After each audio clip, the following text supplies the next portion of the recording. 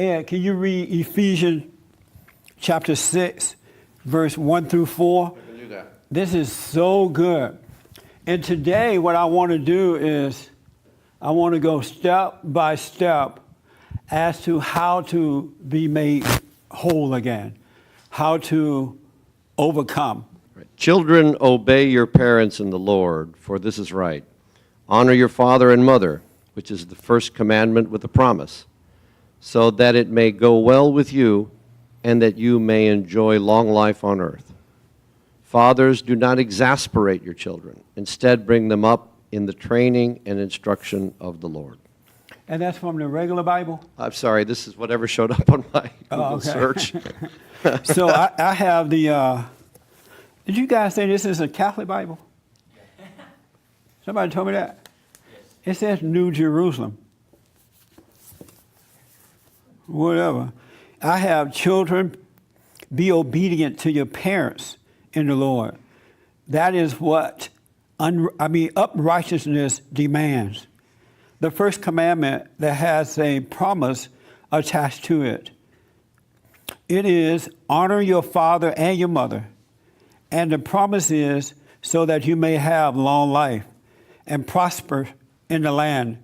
And parents, never drive your children to resentment. And parents, never drive your children to resentment, but bring them up with correction and advice inspired by the Lord. But bring them up with correction and advice inspired by the Lord, not inspired by your father, the devil, but inspired by the Lord, not inspired by your father, the devil. I'm adding that part.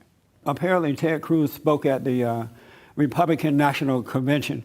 And Ted Cruz is a Republican man who had wanted to run for president. He tried, but Donald Trump kicked him out of the water. And so he didn't succeed. As a result of that, during the primaries, Ted Cruz got angry at Donald Trump, and Donald Trump started calling him names, like lying Ted, right? And then apparently Donald talked about his wife and his father. And you don't talk about a man's wife. It's like talking about his mama. And they signed a pledge that whomever should win, they all would support that person. And as you know, it ended up being Donald Trump. And Jeb, Ted, and the guy from Ohio refused to sign the, what's his name? Casey. Refused to sign the pledge. They didn't keep their word. And Casey didn't even show up for the convention, right? In his own hometown. He could have walked over there. But the point is, I want to mention the anger aspect of it, in that Ted Cruz ended up really making a fool of himself at the convention. And he made a fool of himself because he did not forgive. He got angry during the primary. He held on to that anger.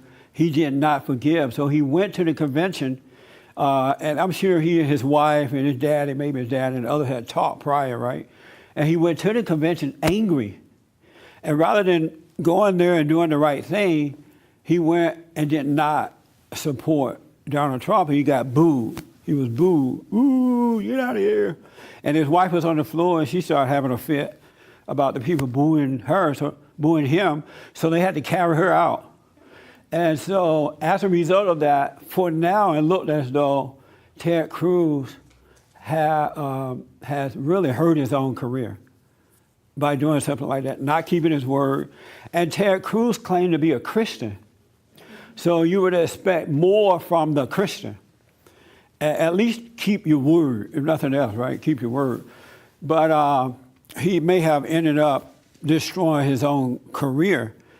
And the point is, when you're angry, you end up making a fool of yourself, because your father, the devil, never stopped talking to you.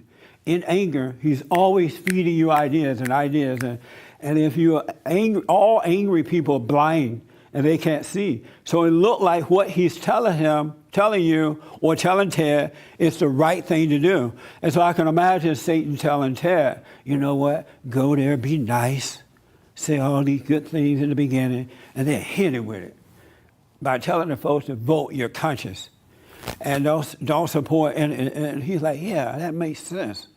I'm going to do that. Because when you're angry, the lie makes sense.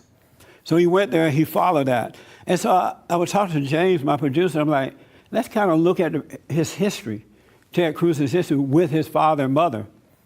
And apparently when Ted was around 3 or 4, I believe 3 or 4, his father left for a period of time, left the family. And so that tells me that Ted Cruz has a hang up with his father and with his mother that he has not worked out yet. He is not forgiven. He is not overcome. And that's why Satan was able to convince him to do such a crazy thing, to even represent Christianity in a negative way. Because a lot of folks were supporting Ted Cruz because they liked the fact that he was a Christian. They say, oh, he's a Christian, a man of God.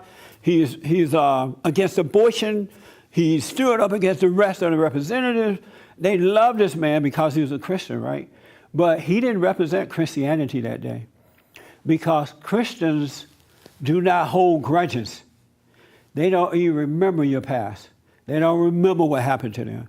They don't remember if you did them wrong or not. A real Christian don't remember that.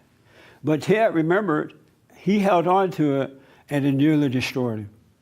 And that's bad for several reasons. It's going to hurt him in the long run, and it's a bad example for Christianity because a whole lot of folks are being turned away from Christianity right now because of the way Christians are acting. Not all, but the way they're acting. And that's why the Bible said, honor your parents. Parents, don't cause your children to resent. 99.99% of parents are causing their children to resent because they're not getting the instruction from the Lord. They're not raising children based on the guidance of God. They're listening to their father, the devil. And that's why they're messing them up. James and I, my producer, we stopped to have lunch or dinner, or extra snack. And we pigged out like we had not eaten at all because the food was so good. If you want good food, go to North Carolina. And when they feed you, they have like just chicken and barbecue and corn and everything. Banana pie, pudding. Don't say pie, pudding. It was just, they fill you up, right? And so we stopped at this cafe, and this young boy, 18 years old, was one of the hosts. You know how you walk in, they greet you, they sit you at the table. But right away, this guy started talking to us, and he came and sat with us, and he talked about he finishing high school, he going to the military for 40 years. He did say 40, right? For 40 years, 30 years, he's going to go to the military for 30 years. And he said that his father, we asked about his father. He said the last time he seen his father when he was 4 years old, that his father threw him up against a wall when he was a little baby, threw him against the wall and said, I never want to see you again. I don't love you. Goodbye. And that's the last time he had seen him. And he said that out of nowhere, now I may be leaving out some of the story, but I want to make the point. He said out of nowhere, his father called him when he was getting ready to graduate from high school. And his father wanted to come to the graduation. He said, about time we make up, and blah, blah, blah, I want to come to your graduation. And the boy said, he told his father, I don't know why you want to come to my graduation. I was imitating him when he did it. He said, I don't know why you want to come to my graduation. You haven't done anything for me up until now. And all of a sudden you're coming out of nowhere. I don't know why you want to come, but if you want to, come on. And then he said, I forgive my father. I'm a Christian. This is what the boy said. I'm a Christian. I forgive my father. But he can come at it if he wants, right? So I said, okay, you're a Christian. You're forgiving your father. Your father is reaching out to you. You're reminding him of all the things he did and did not do for you. You're going off on him, talking about, you can come back to you. I said, you don't forgive him. I said, that do you think that God would treat you that way?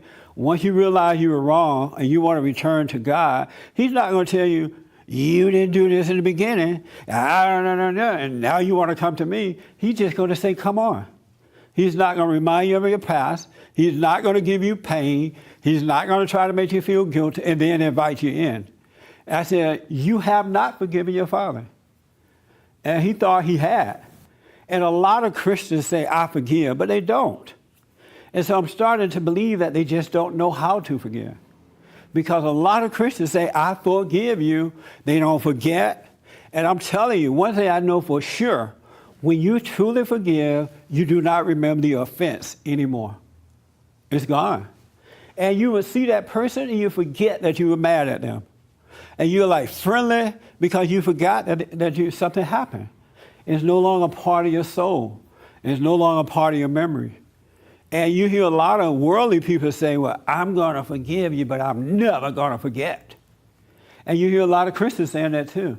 That is not forgiveness. Just imagine what would happen to us all if God forgave us but never forgot what we did. We would still be miserable. And there's no love in that. There's no freedom in that. How do you forgive but don't forget? That's what forgiveness, that's why I call forgetness. You know what I mean? But Christians don't play that way. And so this young boy said, wow, so I haven't forgiven. I'm going to have to go call my daddy tonight. Because he clearly saw that he had not forgiven. And so I asked, I said, what's your mother like? Oh, my mother is just perfect. My mother is wonderful. One of those, right? And so that was our experience there. Then I met a man who was a young man, 21, I think, who was married, and 25, his wife's 21? 22. And his wife's father is trying to get with her to try to work things out. And she's a Christian, he's a Christian, but she doesn't want to see him. I don't want to see him. Last time I saw him, he said, let's get together so we can work things out. And we talked, and at the end of the conversation, he asked for $200. So now I don't want to see him again. These are Christians. And I understand because I realize from those conversations and others that Christians don't know how to forgive. And that's why they're still suffering. Their children are still suffering.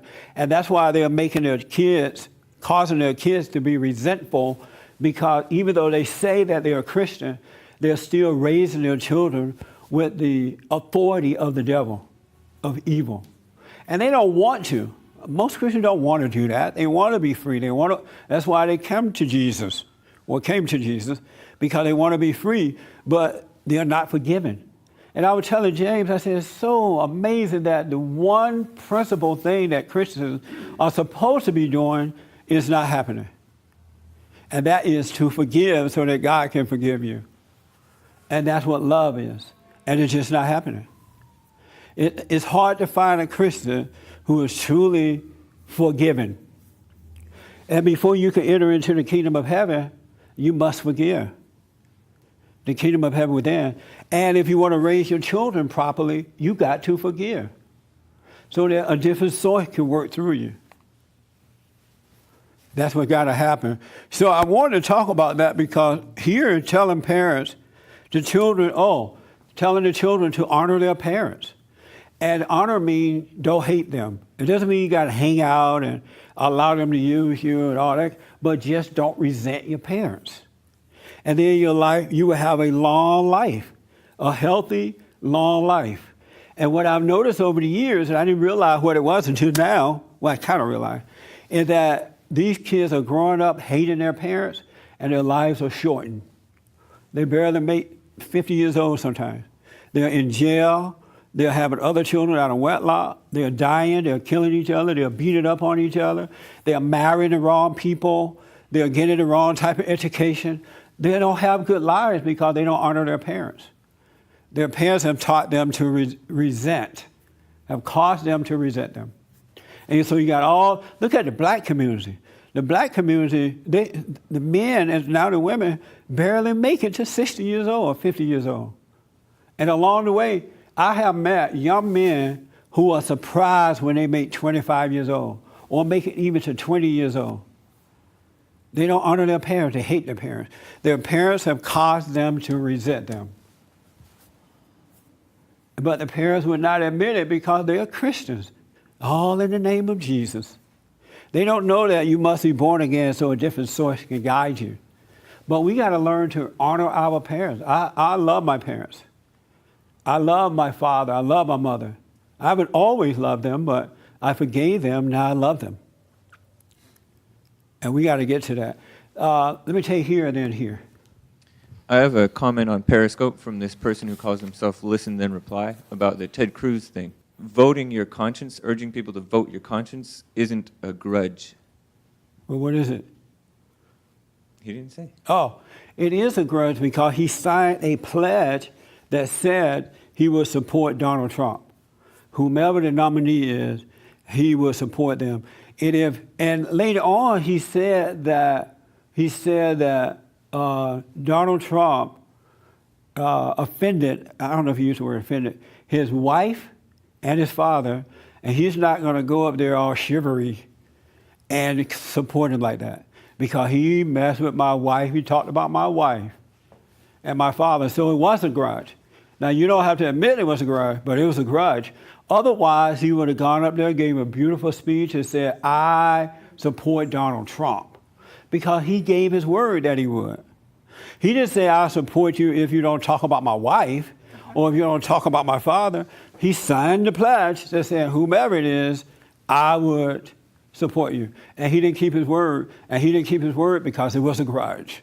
And we need to face the truth of it so that Ted can know that we know what he did and maybe he'll repent.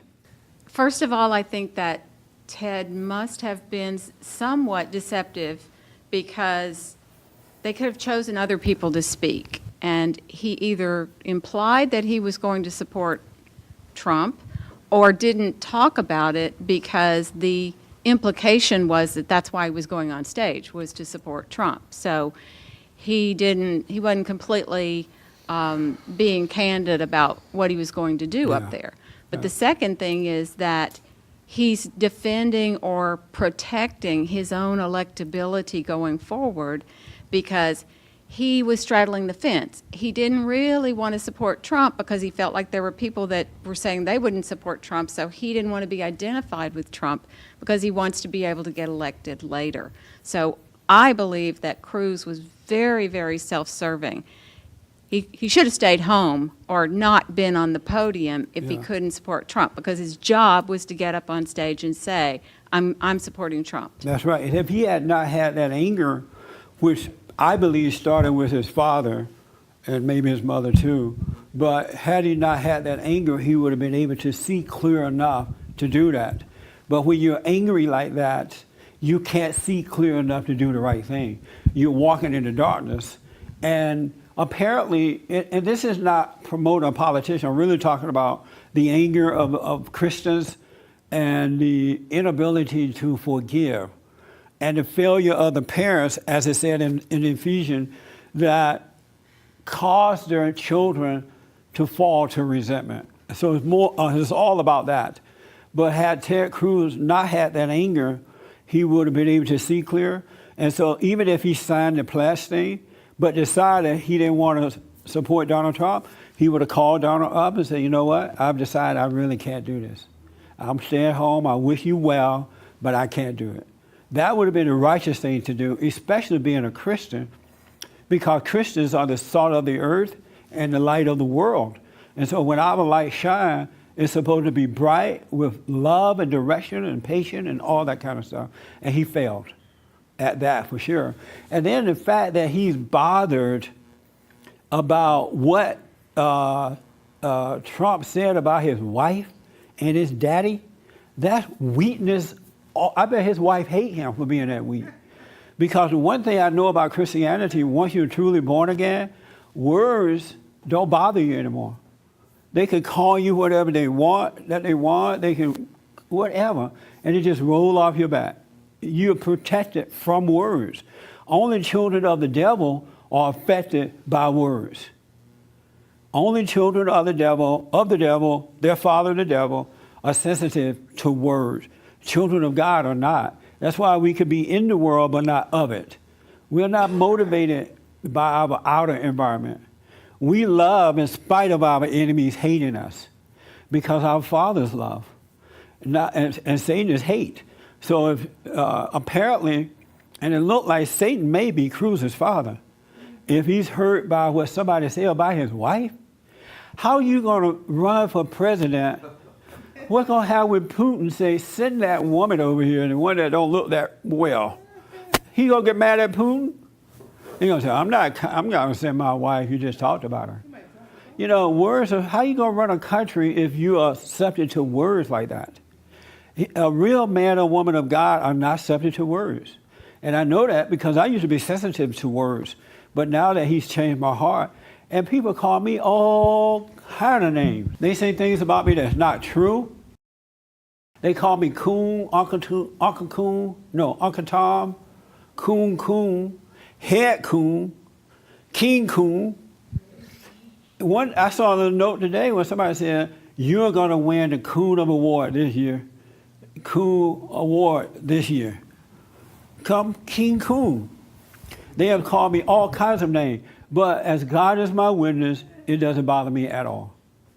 Not one iota. Because I realize they cannot see. Why would somebody, a good person, if they saw that you were wrong or making a mistake about something, they would pray for you. They would wish you well. They wouldn't call you names. Only a blind fool would do that. One that can't see.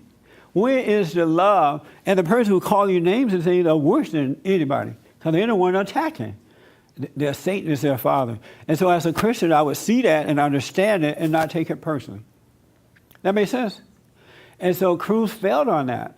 And I like Cruz as a person. I don't know him other than running for office. But I'm talking about the Christian aspect of Cruz. He's on a stage where the world is watching. And just imagine had he gone out there and said his thing and supported Donald Trump. We already know what Donald said about his wife. We would have so much respect for Cruz today. Like, wow, I'd like to be that way. Just forgive and move on, and we have a higher calling. I would want to be that way. That makes sense? Yeah. Let me ask you another quick question here. When it says, and parents, never drive your children to resentment, but bring them up with correction and advice inspired by the Lord. What does that say to you? I think it means that parents should take their guidance from the Lord as to how to treat their children. Yes.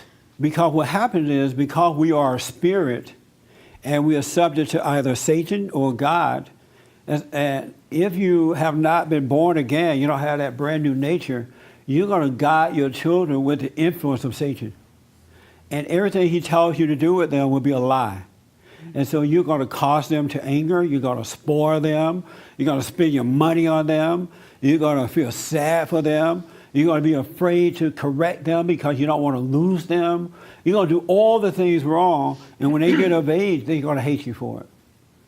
They're really going to hate you for it because in Satan, there is no love at all. Even though you feel emotional, like you feel like you love them, but there is no love. It's all hate all the time. And that emotion that you feel comes from hate. And that's why parents wonder, what happened to my child? I gave them, they lived in Beverly Hills or wherever they live. I went to the best schools, and now they hate me. Now they're friends with the children of Satan. What did I do wrong? They never overcame the hatred in their own hearts. Yes. So can I ask you to take that a step further then? When they behave that way and you begin to see it and you're frustrated because they treat you badly and without respect. Yeah. You caused it, sure you did, but then you're called upon to forgive. Right. And then they treat you badly again. Right. You just keep forgiving and you just because what I'm interested in is the idea of forgetting. Then you have a clean slate, then you may do the same thing over because you forget that they've treated you badly. So Yes. in forgiving and forgetting, you're a bit naive to the fact that they've treated you badly in the past, so if they treat you badly again, you're surprised. And it's like, Right. oh, but you should know because they already did this to you once. They stole from you or whatever they did. So help me with that. Forgive, forget, then you're going to get treated the same way again. That I want you to know that is that's a perfect question. And James want to respond to it first. I think you'll be smarter if you do forgive because you'll be able to see things clearly. But you And if want to you- know what happens though once you forgive, Once you and forgive and forget. and then now they're doing it again. Here they come stealing from you again, or cursing you out, or being lazy, or whatever. What do I do? Do I still have to forgive them some more? I think so. You think Because suppose you forgive them and forget about it. It's not like you're the same that you were before. It's that you're already past the point where that type of thing is going to make you mad, and when you're mad, you're blind to the situation. And when you're blind to the situation, they're going to walk all over you. So if you don't forget it, then they're going to finagle some way to continue to mess with you. Or else in your own mind, it's going to continue to mess with you. I think you should pray about it and ask God to, of course, ask God to help you to forgive them. And I think you should ask God to remind you of the things that they do so that you would remind yourself not to let them do it to you again. Or also maybe remove yourself from that person and pray for them and ask God to, until they change their life, keep them out of my life. Have you ever forgiven anyone? Yeah. I have. And when they offend you again, what do? I forgive them again, but then I remove myself out of their life. Like I don't call them anymore. I tell them, you know what, until you change your life, until you get yourself together, I can't have you in my life anymore. Oh, Because okay. I'm not going to allow you to continue to do this to me. And have God ever forgiven you for anything?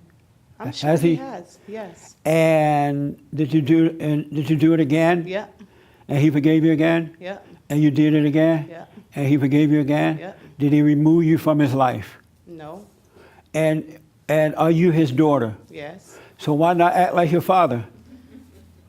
Removing somebody out of my... God is God. We're human. But you his it's daughter. No, I'm just saying, for me, I would remove somebody out of my life. Like, I'm not saying not ever talk to them again, but I'm saying until they change, I would step away from them, because the Bible does tell you, like, you have to remove yourself from certain things, and maybe it means certain people. Oh, okay. Let me just add, you want to respond to that? Oh, okay. So one of the interesting things about forgiving and forgetting, if you do all of it, is that there is this thing that kind of takes over, sort of, some people call it grace. You can see things with the grace of God, and you will behave differently the next time. I think that's what James is trying to say. You're not the same person as you were before you forgave and forgot. And so therefore, you'll be able to deal with them with higher principles. I have situations in my own life you know about, that when you forgive, one of the interesting things about forgiveness and forgetting is this, it's one of the ways to handle this weird emotion called guilt. When you forgive somebody, you don't feel guilty about how you interacted with them in the past, and you start seeing them as they are. Yeah. And then by seeing them as they are, you get better and better at handling them. You don't have to get rid of them in your life. You certainly don't have to bring them in emotionally, but you'll deal with them properly. And I've seen that happen, actually. So that's my view. James was right when he said, but let me tell you about forgiveness. Once you truly forgive, forgiveness is a dying away from and waking up to another reality. When you forgive, you no longer have that spirit of unforgiveness in your heart, mind, and soul. It's gone, period. And so you're only a person of forgiveness. You live Just like prior to being born again, the new nature, you're living a life of unforgiveness. You only like those that like you. You only love who you're loved. You have no patience and tolerance for the bad person, blah, blah, blah. But when you forgive, all that is gone, and now you're a brand new person. And so when someone offends you, you can see how to deal with them. Let's say your kids, right? You've caused them to resent. Now they're young adults, teenagers or whatever, and they're crazy. You know, they're stealing from you, they're lying to you, they're trying to take advantage of you. You will see how to deal with them in that moment. You have the strength to do the right thing, because doing the right thing is no longer based on how you feel about your kid. It's based on what is right. And that will give you the strength to be strong with them, to do the right thing. And as Marilyn said, if you have to get rid of them, they can't come around until they get themselves together. You also have the courage to do that too. But you don't remember what they've done. You just see they need to go and suffer and get themselves together. You can see that they can't see, they're messed up, and you have not been able to help them, so they need to go out there and suffer. That's why I tell parents, when your boys and girls become adults, especially boys, once they turn 18, put them on the street. Let them go. But make sure you have raised them in the right way to go along the way, you know, with God's encouragement. Don't spoil them. Don't be afraid to. I know fathers who are afraid to correct their children because they don't want to hurt their feelings. They waste money on their kids, and they waste all the, and it's so unnatural for men to do that. But they're doing what the mama would be doing because they haven't forgiven. So they're still operating in the wrong nature.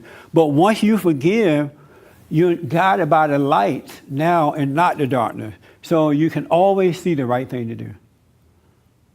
And some people say, oh, how can you do that? But you see it's the right thing to do. And you do it because it's the right thing to do. It's not based on how you feel. Because now there is no more darkness in your life. It is only the light guiding you. But prior to being born again, you're only guided by the darkness. That make sense? Yes. I have another question on Periscope from Richard. Can I forgive my father and still not want to have a relationship with him because of how he behaves?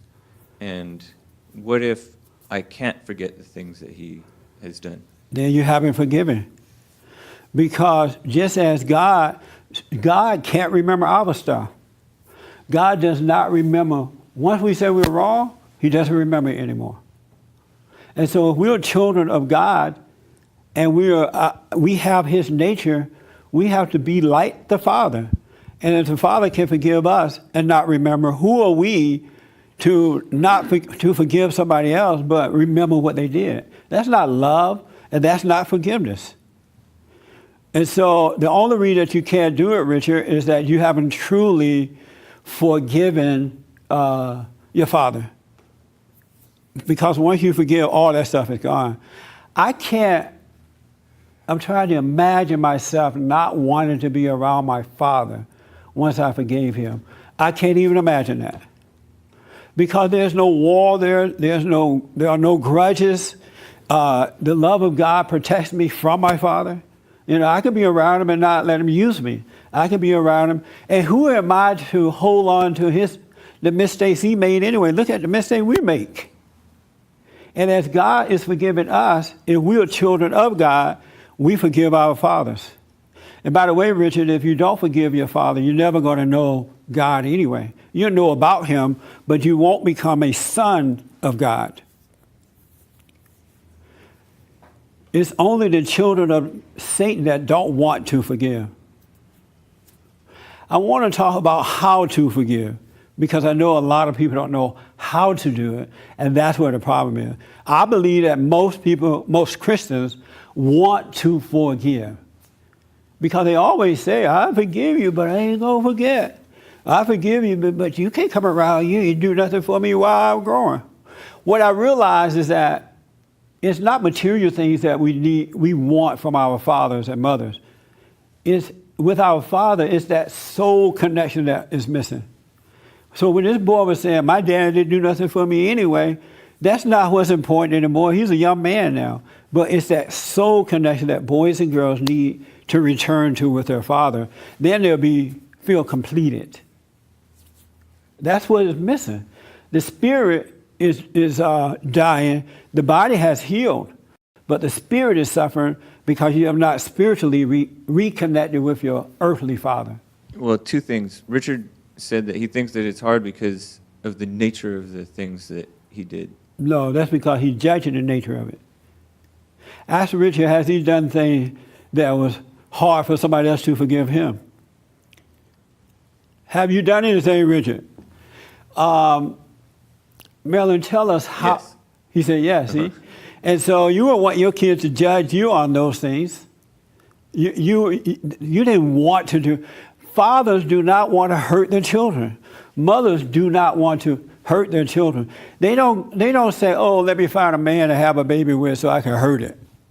They are driven by something too that causes them to do the things they don't want to do, just as you are. So if you can understand that, it'll be fine. So, Richard, I would highly recommend you forgive your father. Go ahead, Jay. He says, but I've never been physically abusive to anyone. Oh, good for you.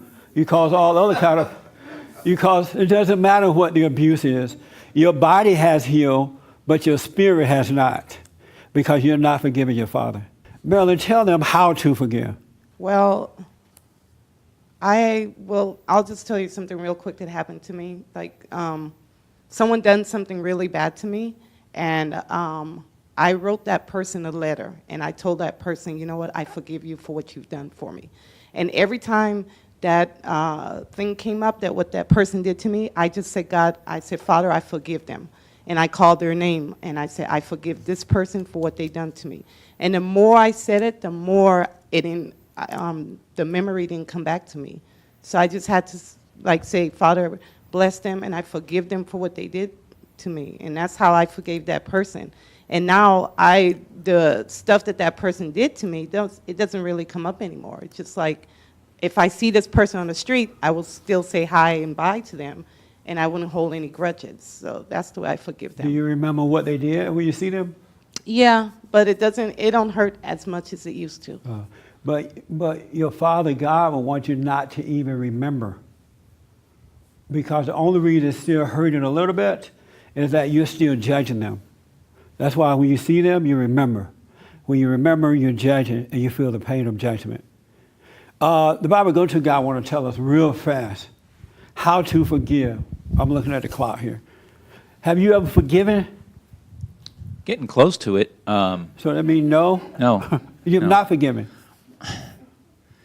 Sometimes I believe I have, because I respond correctly to a situation, or at least I think I am. And then other situations seem to overtake me. So I don't think I've forgiven 100%. I knew this. This is why I wanted to talk about this. I believe most people want to forgive. You want to forgive, but you just don't know how. And I'm going to tell you how. All right? But Mary, you want to help us out, Sister Mary? Have you forgiven? No. Oh, Lord. A sinner on the front row. At least you're sitting on the right row. I want to get the right information. Obviously not, because I still remember. Yeah. You know, Marilyn or the Bible Go To guy said something that I realize now, I just realize this. When God caused me to forgive 28 years ago, or however long it's been, that was the only time I ever had to forgive. Because once he caused me to forgive that issue, everything else was gone. And everything that has happened to me since then, I've never had to forgive because I never judged it. I didn't take it personally because I realized the people just couldn't see. They mean well. They couldn't help it, so I don't have to forgive. But here's how you forgive. Here's what happened to me as a witness, all right? I had this anger, and it felt, and the proof that I had the anger is that I was emotional and doubtful. I lived in my imagination all the time. I didn't know what I wanted to do in life. I overreacted to temptation. Did you know that temptation is a sin? Anybody? Nobody knew that, huh? Isn't that something? Temptation is a sin. That's why in the Lord's Prayer it says, lead us away from temptation, deliver us from sin. Temptation is a sin. Because temptation causes you to overreact, and once you overreact, you sin. You get mad, you carry out, you blah, blah, blah. That's why in the prayer it says, lead us away from temptation. And we are always being tempted. It's a sin to tempt and to be tempted. But anyway, and so I was 38 years old, very emotional. I came out here to California, just didn't know what I wanted to do. Went to the churches. They said it's the white man, so I got mad at the white man. And so I was feeling all this conflict on the inside. And one day, I heard a preacher say, all you have to do is forgive. Just when you pray, be still and know God. And at this point, I'm desperate because I wanted to get over this. The other churches couldn't help me. And so I finally asked God one day to let me see myself because I couldn't understand what was wrong. I'm paying tithes. I'm reading the Bible. I'm getting up in the morning and doing that praying in tongue thing. Nothing's working. So finally I said, God, let me see myself. Let me see what's wrong, what I look like. I can't see myself. And then one morning, I'm getting dressed, forgot that I asked, and he gave me a quick look on the inside. And it was pure darkness. It was evil. There's an evil darkness that's different than the night. It's a wicked light darkness. It's like, you see those movies where they have like this dark cloud will go into a room and it's like real eerie and wicked? I saw that in me. And I'm like, oh my God, I didn't know I looked like that on the inside. And so I wanted to know how to get past all this. So I'm sitting and I'm just quietly saying nothing, but I wanted to know the truth. And in an instant, he allowed me to see that I resented my parents. Honor your parents, right? I was not honoring my parents. I was resenting my parents. And when I saw that, he caused me to, I felt a sadness that I've never felt before. It's not like, and I felt sad about things, but this is a sadness that caused me to realize I was wrong for hating them, for resenting my parents, for being angry. And all this is happening so fast. I make it sound like it took a while, but it just happened. He allowed me to see that I resented my parents, and that caused me to realize I was wrong. And when I accepted that, everything changed. I didn't blame them. I realized I was wrong for resenting my parents. Yes, it was wrong for what they had done, but that didn't even matter anymore. What was hurting me and keeping me away from forgiveness, I had not acknowledged that I was wrong for what? For hating them for what they had done. And when I saw that, I'm like, wow, I had no idea. So when I went, and this is how you forgive. When you can see that for yourself, you go to your parents and you say to them, I am sorry for hating you or resenting or being angry at you because of whatever reason. I remember when you had no patience with me, whatever it is that you resent them for. I'm sorry for hating you. I'm wrong. You don't ever go to them and say, forgive me. Would you forgive me for hating you? Don't ever do that. That's not in the Bible. Did you know that's not in the Bible? And that's what everybody does. They go to the person that they're mad at and they say, can you forgive me for being mad at you? That's not in the Bible. I brought this up on the radio show. Nobody can find it in the Bible, and I thought that that was in the Bible. But it's not. It says, go and forgive, and when you forgive, I will forgive you.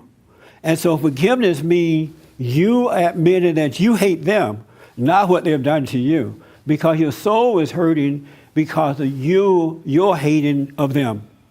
That's why your soul hurt. And when you ask people to forgive you, they're not going to forgive you because you're giving them too much power. You're causing them to play God and all that kind of stuff. You are hurting because you have not forgiven them. That's what the problem is. So never say, forgive me, apologize for hating them. That makes sense? Then you shall go free. That's how you forgive. They ain't going to forgive you. You forgive them, your problems from hating them.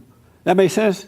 What do you think about that, Brenda? I was looking back toward my parents who are both gone, and I did do that. I did go to them and say, look, I realize you did the best you could with what you knew at the time, and I hold no grudge. I've forgiven you for the things that you've done, so don't carry any guilt from me.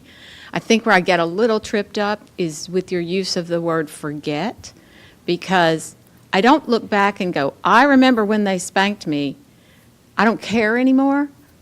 But if somebody were to say, did your mom ever spank you, I could still remember that she did. Right. I just don't begrudge her that anymore. I remember my grandmother whooped me with a switch one time, and I had to go get it off the tree. But when I think about that, I have no pain from it. Okay, so you don't remember it with emotion anymore. Right. Okay, Yeah. that It's helps like me. remember the storybook, Right. And you can tell the story, but you're not inwardly moved by it anymore. It's not there. It's almost like you're lying. Right. Because mentally and emotionally, if you don't have that anymore. Okay. That's what I mean by That's forgetting. helpful. Okay. Right. So when you remember it, the anger doesn't come up anymore about it. The sadness doesn't come up. The grudge that you had doesn't come up because you have repented for playing God. Because all people who are angry are playing God because they're judging. Angry people judge. They judge themselves. They judge everyone else. But if you have repented, you don't judge. You see it for what it is and don't judge it. You have no opinion about it. And that's how you forgive, folks. You got to go to them and apologize for hating them, and God will forgive you, and you can be free. Nicholas said that he's struggling to find a church home, and how does he go about doing that? If he live in the LA area, come on down. If not, he could watch us every Sunday. All right? And otherwise, don't worry about it, because his body is a temple. And if God wanted him in a building, he'll have to go there. All right? And then the other guy, Mr. Gold Thoughts, asked if you have fasted. If I fast, every blue moon, whenever you see a blue moon, I'm fasting. Now, I'm not against fasting at all, but it must be inspired to do it. Don't just do it because the preacher said do it, or mama said do it, or you do it when you are inspired to do it, because you could do it for the wrong reason and destroy yourself. Jesus' blood never failed me yet. Never failed me yet. Jesus' blood never failed me yet. This one thing I know, for he loves me so. Jesus' blood never failed. Not inspired by your father, the devil, but inspired by the Lord. Not inspired by your father, the devil. I'm adding that part. Apparently, Ted Cruz spoke at the Republican National Convention. And Ted Cruz is a Republican man who had wanted to run for president. He tried, but Donald Trump kicked him out of the water. And so he didn't succeed. As a result of that, during the primaries, Ted Cruz got angry at Donald Trump, and Donald Trump started calling him names, like lying Ted, right? And then apparently Donald talked about his wife and his father. And you don't talk about a man's wife. It's like talking about his mama. And they signed a pledge that whomever should win, they all would support that person. And as you know, it ended up being Donald Trump. And so I have the, did you guys say this is a Catholic Bible? Somebody told me that. It says New Jerusalem. Whatever. I have children, be obedient to your parents in the Lord. That is what uprightness demands. The first commandment that has a promise attached to it. It is honor your father and your mother. And the promise is so that you may have long life and prosper in the land. And parents, never drive your children to resentment and parents, never drive your children to resentment, but bring them up with correction and advice inspired by the Lord. But bring them up with correction and advice inspired by the Lord. Jeb, Ted, and the guy from Ohio refused to sign the, what's his name? Casey. Refused to sign the pledge. They didn't keep their word. And Casey didn't even show up for the convention, right? In his own hometown. He could have walked over there. But the point is, I want to mention the anger aspect of it, and that Ted Cruz ended up really making a fool of himself at the convention. And he made a fool of himself because he did not forgive. He got angry during the primary. He held on to that anger. He did not forgive. So he went to the convention, and I'm sure he and his wife and his daddy, maybe his dad and others had talked prior, right? And he went to the convention angry. And rather than going there and doing the right thing, he went and did not support Donald Trump, and he got booed.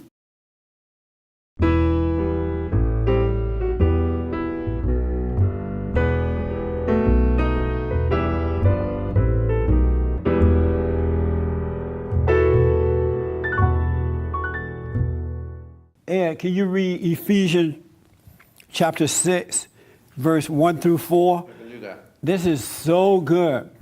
And today what I want to do is I want to go step by step as to how to be made whole again, how to overcome. Right. Children, obey your parents in the Lord, for this is right. Honor your father and mother, which is the first commandment with a promise, so that it may go well with you and that you may enjoy long life on earth.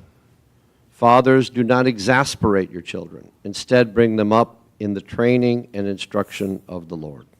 And that's from the regular Bible? I'm sorry, this is whatever showed up on my Google okay. search. He was booed. Ooh, get out of here. And his wife was on the floor, and she started having a fit about the people booing her, so booing him. So they had to carry her out.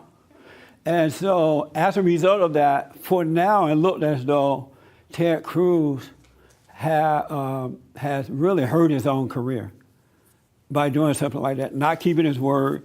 And Ted Cruz claimed to be a Christian. So you would expect more from the Christian. At least keep your word, if nothing else, right? Keep your word. But he may have ended up destroying his own career. And the point is, when you're angry, you end up making a fool of yourself, because your father, the devil, never stopped talking to you. In anger, he's always feeding you ideas. And if you're angry, all angry people are blind and they can't see. So it looked like what he's telling you, or telling Ted, is the right thing to do. And so I can imagine